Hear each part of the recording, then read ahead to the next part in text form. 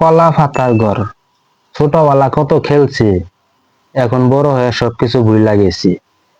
তে এই যে একটা পিচ্চিকে দেখতাছেন, ভরপুর বৃষ্টি, এই বৃষ্টির ভিতরে সেই কলা পাতার ঘর বানাইয়া খেলতাছে। ये सब क्या ওর ওই देखना पड़ रहा খেলাটা है। দেখে আমার समझ এতটাই में नहीं आ মানে रहा। অবাক হয়ে গেলাম যে আমরাও ছোটবেলায় একসময় এরকম খেলা খেলছি, কিন্তু এরকম করে না, তাই না?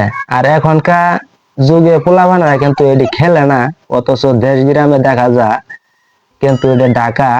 ওই যে আবার পিছনে দেখা যায় এটা কি, এটা কি উনি কি করে এরা দিয়ে রাস্তার ভিতরে খেলে।